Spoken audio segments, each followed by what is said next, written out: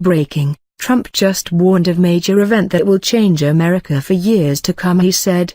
President Donald Trump just confirmed a sad but true fact about our great nation and her citizens. Only hours before giving his first State of the Union address, President Donald Trump said his main goal is to unite the country amid tremendous divisiveness. But he doubts that will even be possible unless a traumatic event happens that seriously affects Americans, such as what happened on September 11, 2001. President Trump told a group on news anchors during a luncheon that his biggest hopes were to be able to unify the country in the way it hasn't been seen since the impeachment of former President Bill Clinton. He also added that Americans usually come together during times of suffering, but it's a shame that that's what it takes for them to come together. The president also added that the country's current divisions date all the way back to both Republican and Democratic administrations, citing the scandals that led to Clinton's impeachment by the House in 1998 as the reason the whole divisive atmosphere began. And then it continued when President George W. Bush was able to squeak out a win by a mere 537 votes in Florida after a nasty legal fight which went on for over 3 weeks during the 2000 election. Trump said, "I would love to be able to bring back our country into a great form of unity," Trump said. "Without a major event where people pull together, that's hard to do. But I would like to do it without that major event because usually that major event is not a good thing. I want to see our country united. I want to bring our country back from a tremendous divisiveness, which has taken place not just over 1 year, over many years, including the Bush years, not just Obama." President Trump is correct, but not 100% correct. The nation did stand united after the 9th of November 2001, but for how long? To my knowledge, it only took the media around 2 months after the attack to start blaming President Bush for everything. Wherever you would look there were people protesting a war we didn't start, but one we had to finish. The media branded President Bush and Vice President Cheney warmongers and lit the flame under the modern anti-war movement. An anti-war movement which totally disappeared once Obama was elected into office, although he pretty much kept up the same was policies Bush had. What we really need in order to unite is to get rid of the mainstream liberal media. Via Fox News. Liberal CNN publishes column asking to ban the term fake news. CNN wants to ban the term fake news? In an opinion piece on the cable news network's website Sunday, writers Hossein Rakhshan and Claire Wardle called for scrapping the term President Trump has made synonymous with CNN. The duo wrote that use of the term fake news is not only self-defeating, it oversimplifies a very complex problem and it devalues the expression that has become meaningless over the past year. The phrase is now used to describe any piece of information that someone else didn't like and has become weaponized by politicians, Rakhshan and Wardle wrote, adding the term should be used when referring to clearly false content such as the viral photo of a shark swimming up a Texas highway during Hurricane Harvey. Spoiler alert, the photo wasn't real.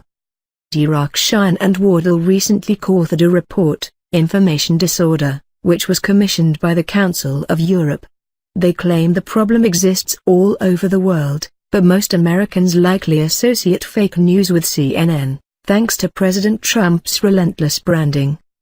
CNN Worldwide President Jeff Zucker has implemented an anti-Trump programming strategy at the network that was once known for Ted Turner's bare-bones just the facts approach to journalism.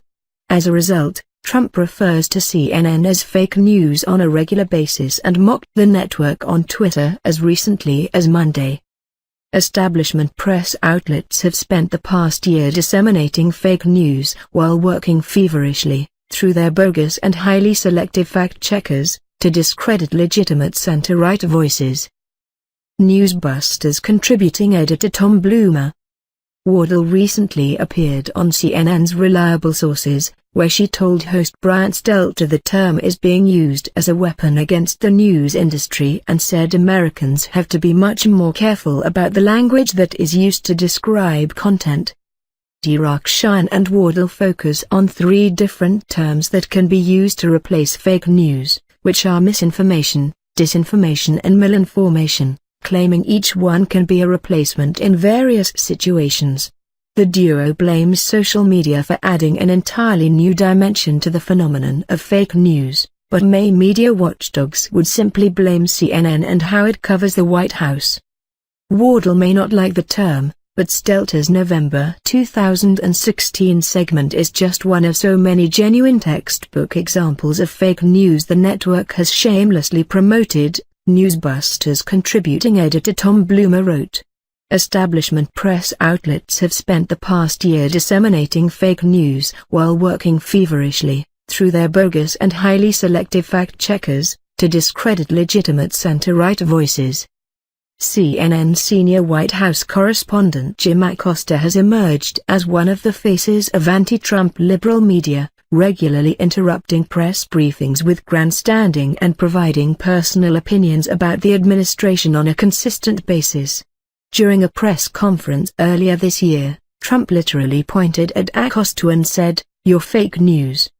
The network's primetime programming is littered with large panel discussions, often featuring numerous liberal analysts against a single quasi-Trump supporter. CNN also airs documentary-style specials aimed to criticize Trump and has several anchors, such as Chris Cuomo and Don Lemon, which have become household names simply for attacking the president on a regular basis. Trump recently suggested that Americans should have a contest between ABC, NBC, CBS and CNN to determine which news organization is the most dishonest, with the winner receiving a fake news trophy. Trump took to Twitter earlier this month to slam Zucker's network, saying he was forced to watch it while on an overseas trip to Asia and the experience reminded him why he dislikes the content with such passion. CNN White House correspondent Jim Acosta prepares to go on the air after the daily press briefing, during which he had a contentious exchanges with White House senior policy advisor Stephen Miller, at the White House in Washington, U.S. August 2, 2017. Reuters, Jonathan Ernst, a C1693 D7B420. While in the Philippines I was forced to watch at CNN, which I have not done in months, and again realized how bad, and fake, it is, Trump wrote. Loser. It wasn't clear who Trump was referring to when he ended his tweet with loser, but it shouldn't be a tough case to crack. Zucker's anti-Trump game plan has helped both TV ratings and digital traffic at the liberal CNN, but it's not the first time Trump has enhanced Zucker's livelihood. He was in charge of NBC when Trump's The Apprentice became a hit for the network.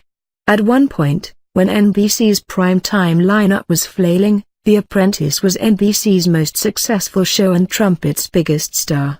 Meanwhile, Trump claims he's helped Zucker's career, something Zucker gently refutes, and the president has been absolutely clear that he resents CNN's constant attacks on him.